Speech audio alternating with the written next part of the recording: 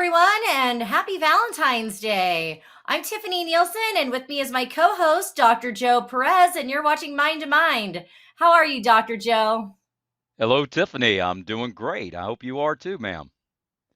Absolutely.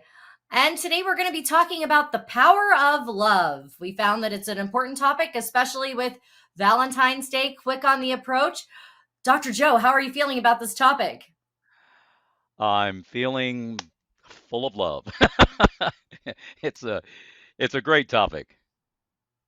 And so, Dr. Joe, I feel that you are truly qualified, beyond qualified to talk about this subject. Why don't you tell the audience a little bit about your marriage and how long you've been married and what kind of a happy marriage that you have? Sure. Well, God has given me the best gift ever with Diana. She's my wife. We've been married now for, oh, good heavens, 37 years, 7 months, and 24 days. It helps when you're married to your best friend. I consider her a gift. I consider her just the most important person in my life, and I just want to give everything to her, really. So And we've you get to stuck travel with together now. her for work. Yeah, yeah, from time to time we do, and it's great to be able to get away and have a great time together. And so, the more time you spend with someone, the more you get to know them, the more you discover each other's quirks, and continue to love each other in spite of it. Right? You say love is blind, but no, actually, I think love is willing to see more, and because it's willing to see more, it's willing to see less sometimes. And Dr. Joe, that's your qualifications. And I'm not sure if you even know this about me, but I'm actually an Yeah. ordained minister and a marriage officiant. So very I did exciting not know there. that. Yeah, I've only done a couple weddings, but they were exciting and fun, and I definitely love. So let's talk about what love is, though, Dr. Joe. And so, to you, what is love? Well, defining love with a dictionary is like clinical and stale, right? Describing it with adjectives is shallow at best, and it falls short. But demonstrating it with attitudes and actions, see, that's where you can at least start to get some sort of a grasp of the profoundness, the depth, the all-consuming drive of a life. Okay, the encapsulation of a soul, if you will. um, I mean, you look it up in the dictionary. Something like, I don't know, a feeling of strong or constant affection for a person. That's what you get from the dictionary. A warm, fuzzy feeling, butterflies in your stomach, right? Lightheadedness, a spring in your step, that honey glow, a smile on your face. That's the sort of thing that you get when you start looking at adjectives. Love is a many splendored thing. Love means never having to say you're sorry. You've heard that one. When you meet the love of your life, time stops. That's what you get when you try to quote from the movies. Okay. But Tiffany, there is just so much misinformation about love, so many opinions and ideas, so much fluff. When people have their own baggage, their own preconceived notion of what it means and what it should be.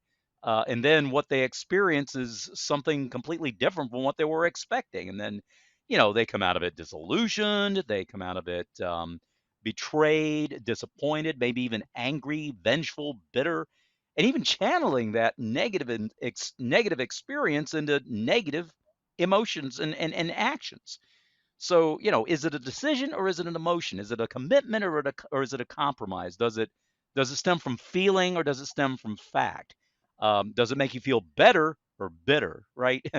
Fleeting or permanent? Much of that comes from a person's background, right? Their upbringing, their experiences, and all of these things can color and skew how each of us as individuals views love in general. But in the purest sense, I think it's somewhat of a combination of many of these things. Yeah. Yeah, there are feelings involved, but true love is committed to the best interest and well-being of the other person, the one being loved, right? Um, it involves being open, transparent, honest, unselfish. willing to give without expecting anything in return, trying to assume the best, not the worst, in the other person, listening to the other person's dreams and goals and aspirations and fears and whatever else. It's what I said earlier about, it sees less, or that they see more, but willing to see less. Well, willing to, while they recognize the other person's faults, still accepting the other person for who they are in spite of their faults. It's putting that other person's needs above my own, selfless, unconditional, giving. Okay, the giving bit. I mean, that makes perfect sense because, as I've learned, God demonstrates his love by giving. So if I'm going to call myself a child of God, I should emulate that character, and give as well, reflecting that character by being willing to give unconditionally. And, how that might look specifically, and how they would, all this attitude and things would manifest itself in the way a person acts and breathes and lives, and their way of life. That's going to depend upon the relationship among the people being involved, whether it's brotherly love or marital love, family love, or general love for all mankind. How do you see it, Tiffany? Well, I think that first of all, I come from a family where love was very much a part of our household. My parents have been married for almost 40 years now, and they Wow. are definitely very much a role model for me. And so the love that they showed us growing up is very different from the love I see in relationships. And to me, love is a feeling. And then there's unconditional love, which is like the next level of love. It's the love God has for us, you know. But Yeah. there's also I have to look at what is love as to its opposite, its counterpart. So if you think about hate, love and hate, those are polar opposites. And they're both feelings, and they both really get you Mhm. revved up, and you have to have some kind of bond with something, even if it's yourself, to feel either one of them, because you have to be connected to it. So if you look at, how you maybe go through a relationship that maybe didn't go so good, you love them in the beginning, maybe you hated them towards the end. Hopefully that wasn't the case and you could leave as friends or part ways and just to have it be peaceful. But for some, it is a quite brutal ending when you fall in love because it's such deep feelings that maybe they've never felt before. But I'm not sure if you use this quote or another one, Dr. Joe, but it's better to have loved and lost than never to have loved at all. Yes. And the best way for me to really make sense of love, and I struggled with really understanding it until, and I mean, I've studied emotional intelligence, I've studied all these different things. And then I got a cat. And that cat changed my life because I understood unconditional love, because that cat loved me unconditionally and I love her unconditionally. And she's under the weather. So send prayers to Kitty. But it's that bond that you can create with someone. And so even if that's a pet and that's how you're able to experience love, it's possible for everyone. What do you think, Dr. Joe?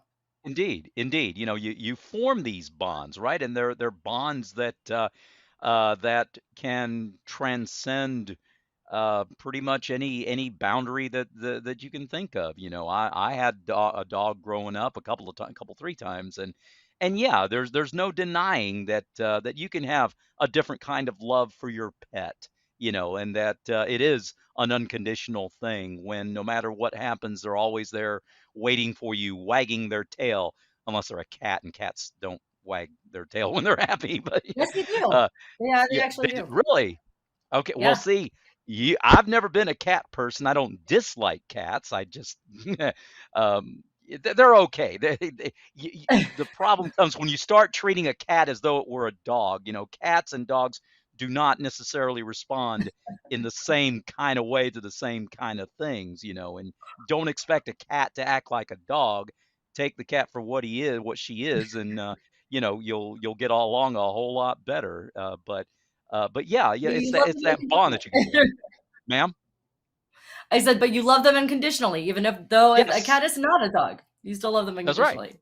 That's exactly right, and that's the point. They're your pet and your companion, and you take care of them, and they take care of you by providing the companionship and just I mean, dogs can't purr, and that's the most soothing, incredibly refreshing, thing that you can have something warm purring up against you. A dog won't do that. I mean, he'll sit there and and lick your face and go fetch the ball and the kinds of things that are different behavioral things from cats. But dogs can't purr, so you got that going for you with cats.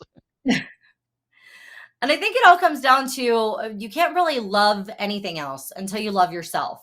And so self love is such an overlooked but important aspect of life Hmm. that I really wanted to highlight that. How do you know if you love yourself, Dr. Joe? Is it looking in the mirror? Is it the way you treat others? Is it the way you treat yourself? How do you know if you love yourself? Yeah. I think it's a combination. That's a great question, Tiffany. It's a combination of those things because if I start off by just looking in the mirror, I'm going to have a nightmare. I see this, what is, or depending on when I'm looking in the mirror, when I just woke up or when I've been around for a while. But, you know, the concept of loving oneself has been maligned, right? Has been treated as something, oh, that's just some stupid thing. Yeah, see, people take it to the extreme and give it a bad name, because they're they're vain, arrogant, self-absorbed, and egotistical to the point of putting others down, or even being downright hurtful. And that gives the self-love business, that gives it a bad name. There needs to be a I can't talk. There needs to be a balance. It's not necessarily a bad thing. It's just being comfortable in your own skin, having an appreciation for who you are and how valuable your life is. Life is valuable, right? That you cannot put a price on a living soul. Recognize that you are that living soul. So what do? Well, you try not to take unnecessary risks unless you're, unless you're in the army or a policeman or something, and you take, but they're necessary. They're part of your job. Don't take unnecessary risks. Listen to your body, taking care of yourself. And, if you love yourself, if you can call it that, then you have that right, correct, balanced view because you don't necessarily have to hate others in order to love yourself. When you watch out for yourself, you do it in a way that you're not forgetting the needs of others. At least that's how I see it. Um, your What are your thoughts on that? I think one major important thing about loving yourself is just the realization that everyone makes mistakes. Bottom Yeah. line, there is no perfect person. And if you're Right. able to forgive yourself, then that is huge. That's Yeah. the core of self-love, being able to Yeah. Don't accept the don't. mistakes that we make That's and right. forgive yourself and move forward. I Yeah. think that's Don't beat yourself up. that's the key. That's Mhm. right. Don't beat yourself up when you've done something. And also, Oh, if you're struggling to love yourself, so we're gonna give you a few tips here on different ways that you can practice the act of self love. I love lists personally, so I like to make lists of pros and cons if I'm trying to determine if something's the best choice or not. Is one way of doing it. Maybe a SWOT analysis. I don't know. People like charts. There's all yes. kinds of charts you can make about yourself to figure out what is it that you like about yourself, what is it that you don't like about yourself, and then start what are some things that you like to do? What are some things that you don't like to do? And start doing more of those things that you love. Start acting the way that you love yourself when you're acting those ways, doing the things that you love to see yourself doing.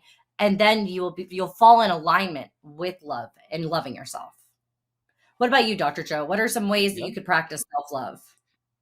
It could be just as simple and common sense stuff like eating the right food, getting enough rest, staying active, taking a short break from work and stretching every now and then, especially those who are working from home and they forget that they don't have to get into a 30, 45-minute commute to drive. This should get you more in tune with yourself, right? Getting some exercises, practicing good hygiene, being mindful of things that tend to feed any unhealthy habits or unhealthy attitudes, and stay away from them. Plus the And things you so said. thank you. Yeah. And so once you get that much, you start to understand yourself and you're forgiving to yourself and you're accepting that everyone has flaws and you get past that and you love yourself, then you can start to focus on loving others. And for me, it's a feeling and it's a bond, and this Yep. connection is created. And in some cases, it's an unconditional, everlasting connection. And then that's the forever love, the kind of love that you have with your wife. And so, as someone who's had this long, happy marriage, what are some different tips that you could give for loving another person? Sure. Thank you, Tiffany. It's my favorite subject when you talk about my wife. Get me started. I can't start it. It stop. Yeah. I'm just so glad you asked me that. As I said earlier, we've been together. We've been married for over 37 and a half years. We're best friends. I consider my wife to be my best friend. She's my soulmate. She's the only one for me, the only one I have eyes for, the only one who completes me, the best gift God ever gave me besides the salvation of my soul. All those things that I said at the beginning about defining, describing, and demonstrating love apply here as far as tips. Will those lovey dovey feelings be there all the time? No. Yeah, love, part of love is the feeling, but the feelings themselves may not always be there. What is there is the commitment to a lifelong partner, to a commitment to putting another person's needs in front of your own. In all these years, I've learned to view my lifelong commitment to the woman that I'm married as a sacred vow. I mean, there's a reason why they call them marriage vows. It's a decision that I made of my own free will to do this. I wasn't forced to do it. I wasn't coerced. She didn't hand me a bunch of money. She didn't have a sword over, whatever, to give Was it an unto me. arranged marriage? Oh, it was not an arranged marriage either, right? Yeah, listen to her, talk to her, enjoy each other's company, and do it with no regret, no reservation, no hesitation. When loving like this, okay, when knowing that there is no other person on this earth more valuable, no other person more beautiful inside and out, no other person I'd rather be around. Again, the lifelong commitment that she can count on me to keep. And that's just it. Having someone else to count on you, you meet that, okay, no matter what. Knowing that you have this rock solid trust in each other, that knowing that the value is there, that that she values me just as highly as I value her. You have worth to me, okay? And people need to know and sense that they are worth something, that they are worthwhile, that you are worth my time being around and doing things for you. And you know that, by the grace of God, is going to give me the strength and security to face whatever storms may come our way, because it's not always going to be good times. It's not always, the lovey-dovey, the good times, even in bad times, it doesn't matter. We will get through this because we'll get through it together. And I think that's the biggest key. And so, Dr. Joe, what are some other ways that maybe you could nurture the feeling of love with someone? If you're in a relationship and Oh, yeah. you're not quite sure if it's love, maybe it's that you're accepting their flaws. Because one thing is Yep. people want to get in and just change someone. They get in a relationship with someone and they're like, "Oh, I want them to change this and I want them to change that." But they fell in love with the person the way that they Right. were. So are they Yes. still going to love the person that they're changing them to become? And that's a very tricky road to walk. What do you think, Dr. Joe? I agree. You know, just It's like this. I love her just the way she is. She loves me just the way I am. But yet, we constantly want to try to challenge each other to be the best version of ourselves that we possibly can be. My wife knows that I have a drive to do things better today than I did the day before. I'm constantly challenging myself. I want to improve and do things better, work on areas of my life and areas of my business, areas of my speaking, areas of my whatever the case may be. It's just like going to the gym. Don't be satisfied that you did 15 reps at this weight. You want to do 20 reps at, whatever, right? And so you challenge yourself to do better. I don't consider that wanting to change her or her change me, but we challenge each other to continue to improve upon ourselves and be the best version of ourselves that I can be. That's one thing that we do, while at the same time accepting the way we are right now and knowing that the rate of that progress doesn't matter, right? Because every little bit helps. It doesn't matter if you don't see any progress, it's okay. Celebrate the way they are right now. I also find that it's nice to do something nice, something big every now and then. Pull out all the stops, surprise the living daylights out of the person that you're in love with. Okay, I'm reminded of one time I rented an entire restaurant.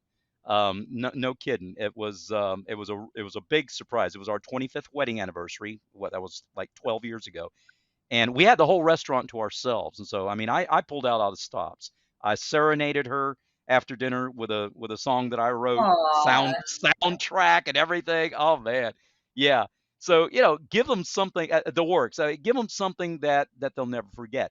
But at the same time, don't just rely on doing these big, ginormous things every now and then. That the only time you pay attention to each other is on a wedding anniversary, which is nice, but it's also the little things, okay? The little things are equally important. My wife should not have to wait until Valentine's Day to hear me tell her that I love her. She should not have to wait until her birthday to get something nice from me, whether it's that, Christmas, our anniversary, to know that I love her. Help with household tasks, right? Pick up your socks, guys. Um, Lower the seat, okay? Put the toilet seat down, please, okay? You'll love yourself for it, right? Write her a little love note. Hide it in her lunch bag so she won't see it till she gets to work, right? That sort of thing.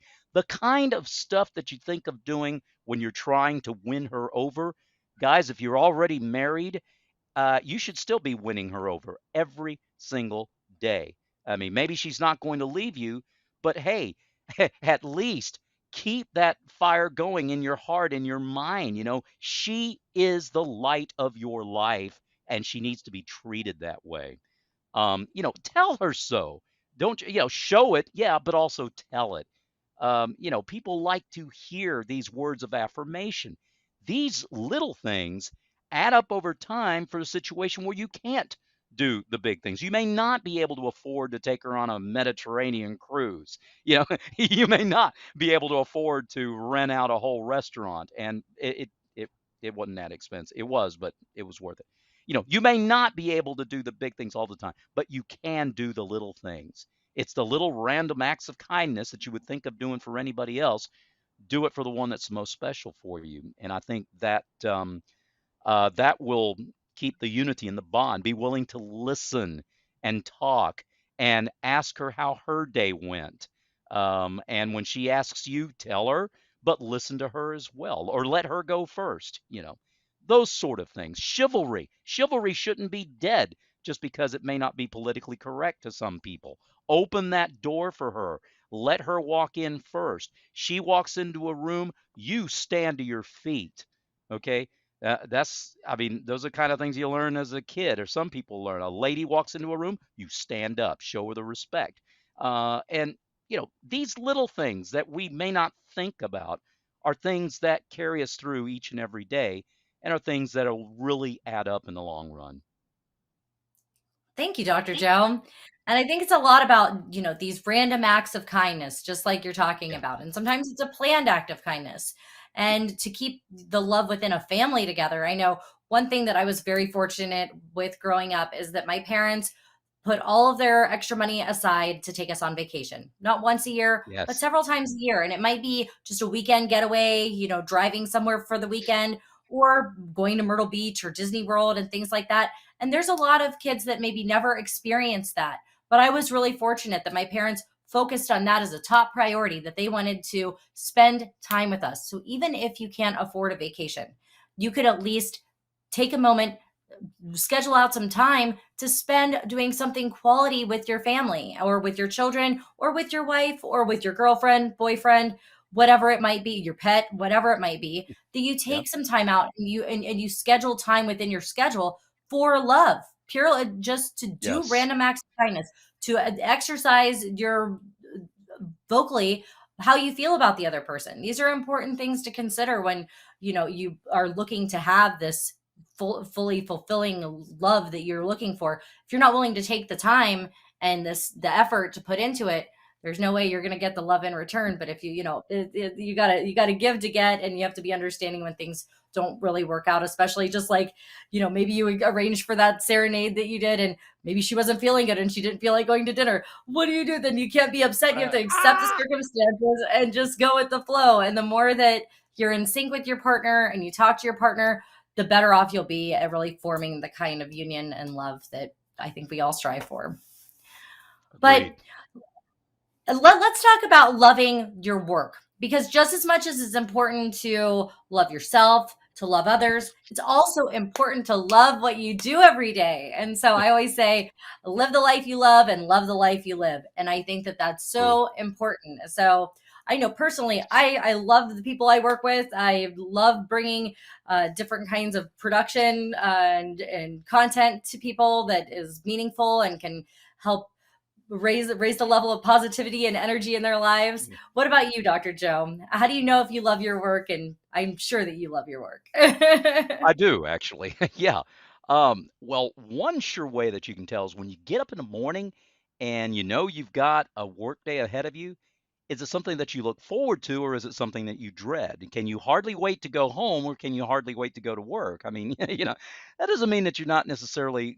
It doesn't necessarily mean you'd have a bad day at work, or does nor does it go to the other extreme and mean that everything everything of your job has to be enjoyable, even if you have a nice job. I love my job, but there are some things about my job that are not very enjoyable. I had one of those moments right before going coming here this afternoon, and and it's still waiting for me after we're done. So but really, yeah. But I believe that you can know that you have a healthy love for your job if you're not constantly watching the clock and you can hardly wait till quitting time comes. I think it involves being proud of the work that you do, that you are in a worthwhile situation and you are contributing to the greater good. And we have that positive outlook, even if there are some negative things going on. Recognize and be grateful for what you have. And I think that's a good way to start off each day, don't you think? Absolutely. And also, if you're not loving your job and what you're doing, consider doing something that you do love. And maybe it's time to Yeah. explore new opportunities. Maybe you don't have to rush right into it as, your full-time job, but maybe get a part-time job or do some mentorship doing something that you actually truly do love so that you can transition into that job of your dreams that you really love, and you wake up and you're excited to go and give it your best. Because if you're not, Yes. then you're just kind of going through the motions. You're really just wasting time, and because you're not putting your full self into the work, and you could much better be placed putting that energy into a job that you love. And so the Agreed. last thing I want to touch on, Dr. Joe, is emotional intelligence. And this is actually a topic that I've been studying since, I want to say, the turn of the century. Oh my gosh, I'm starting to sound old now when I say it that way. Back Yeah. when 1999 switched over to 2000, Wow. I started looking into emotional intelligence. When And she was really, in what, second grade, you were in yes, second I was grade. in kindergarten. No, I'm just kidding. Yeah.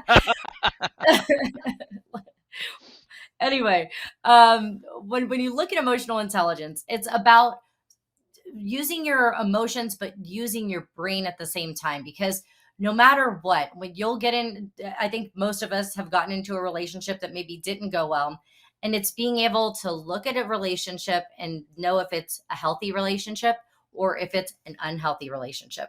And if you're the only one contributing by doing these random acts of kindness, expressing yourself, making time, doing these little things, then that's a one-sided relationship. That's not truly a relationship. You might think that you love the person, but that person is not reciprocating. And so there's something unhealthy about that relationship.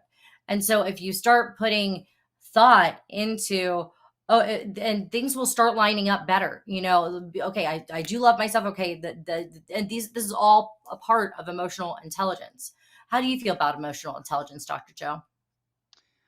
Well, um, my take on it. Okay, I need to be aware of my emotions. I need to be able to identify them, to perceive them, and be able to manage them, not let them manage me. Some people will think that they would need to divest themselves of their emotions, but no, you can't deny them.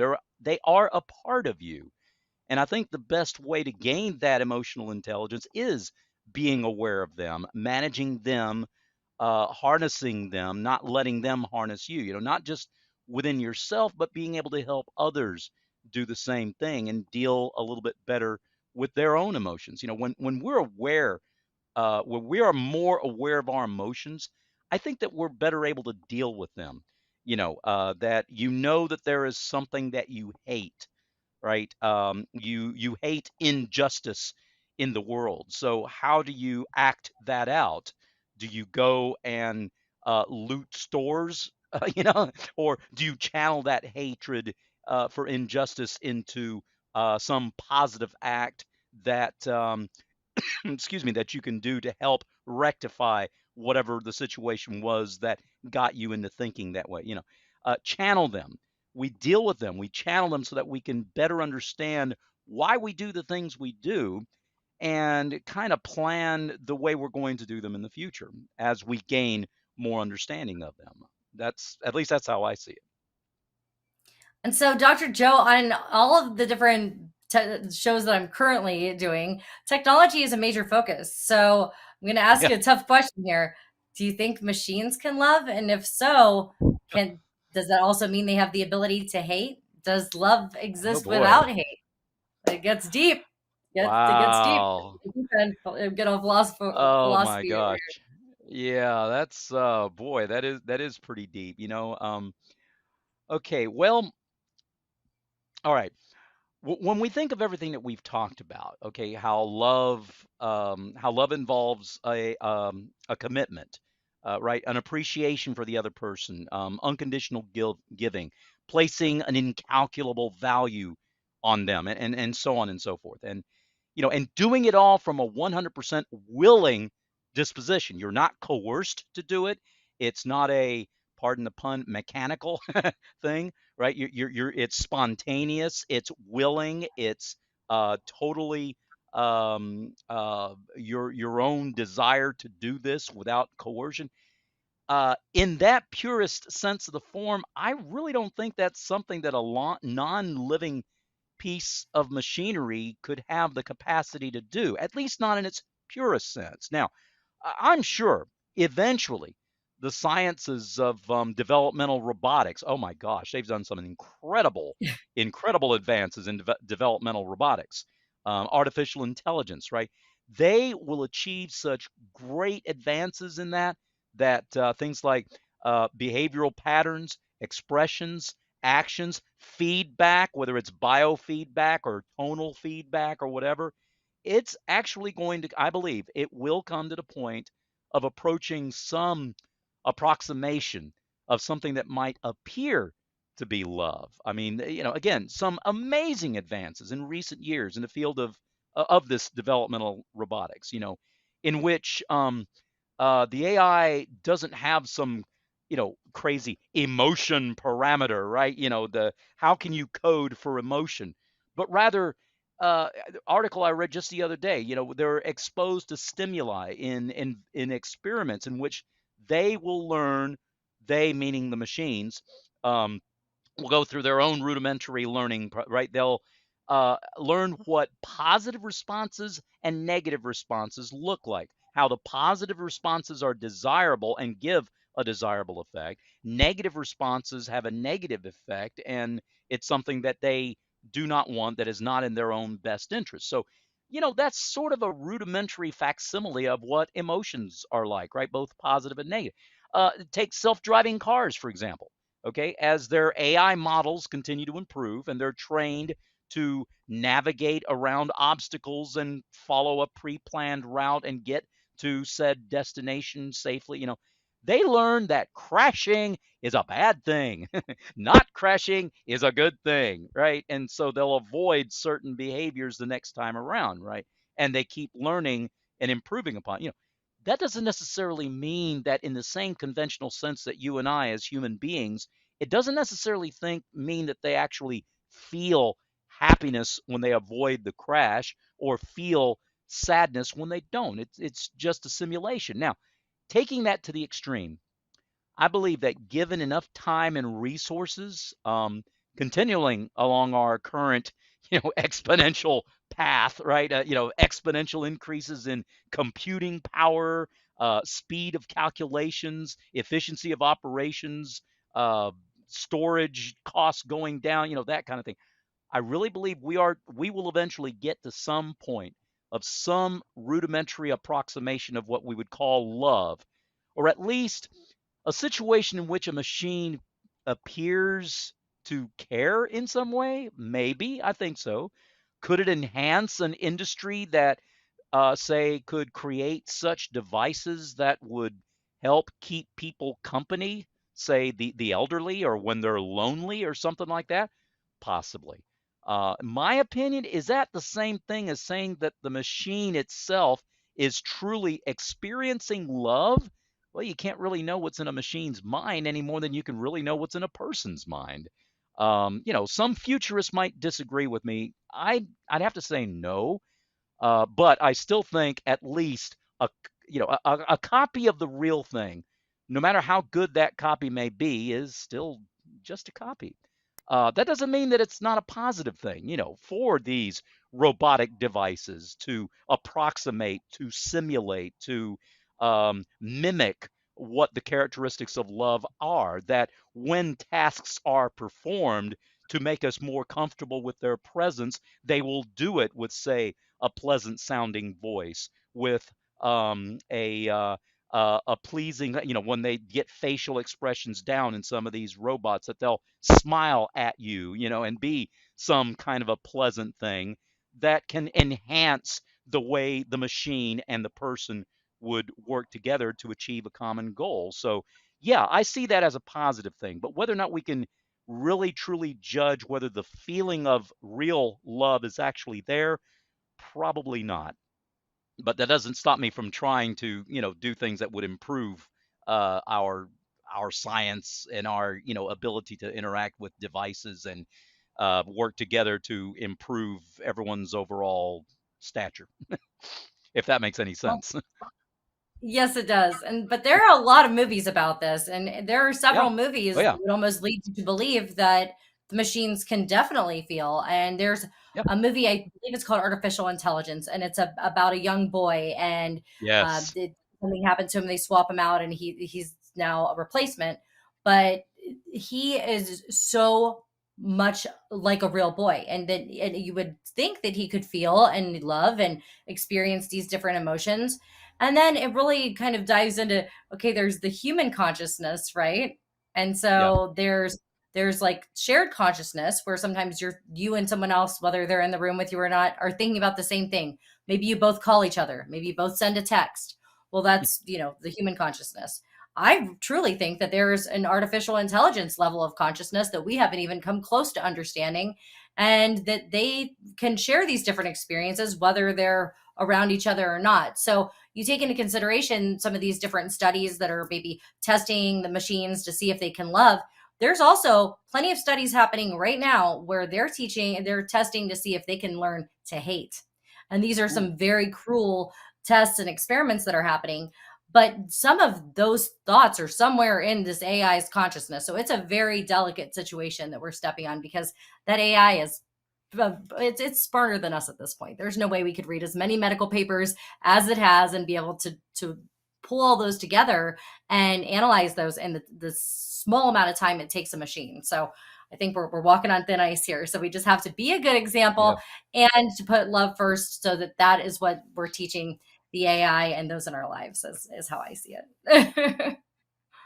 That's true. So, Yep. because Regardless of how it, yeah, that's right. Regardless of how it comes out, regardless of whether we feel that there is a consciousness or not, the key is, yeah, be positive and emulate those positive thoughts and emotions, and those positive reinforcement and so forth. So yeah, I agree with that. And I think that closes up our segment, Dr. Joe. But make sure everyone out there tunes back in the Yep. second Thursday of March for our Spring into Success broadcast, where we're going to be sharing some success strategies. And we really appreciate everyone who tuned in today. And we wish all of you a very happy Valentine's Day. Dr. Joe, any closing remarks? Just love life, love your loved ones, give them an extra hug, spend time with them, give of yourself, give of your time. You never know when the next time is that you'll see them. You never know when their life won't be around anymore. So show some appreciation for the others that are in your life, so that you can try to make their day a more pleasant one, and just spread the love, as they say. And see only love. Only focus on the love and everything will There you just go. fall into place. Right. All right. Well, happy Valentine's Day, everyone. And we will see you next month for Spring into Success. Have a great day. Bye.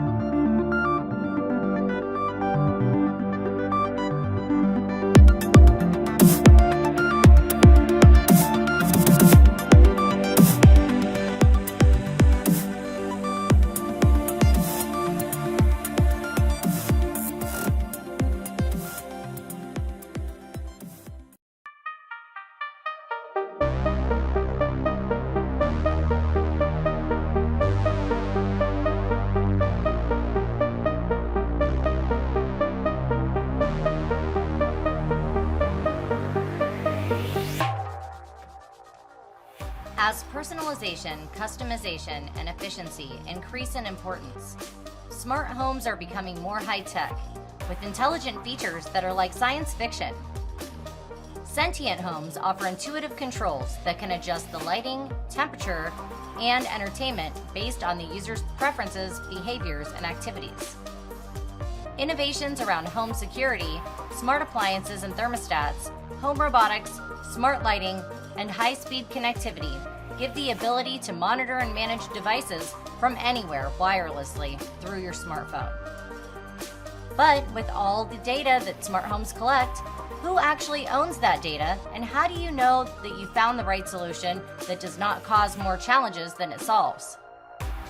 Join us on February 24th, 2022 for the High-Tech Homes edition of Industry Insights webinars, where we will explore these topics as well as the technology evolving the home environment.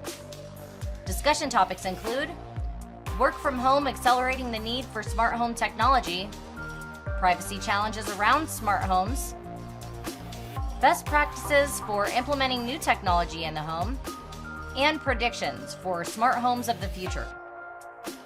Register now to join us for the webinar to learn how to choose the right smart home technology and discover the latest new trends for home automation. See you at the webinar.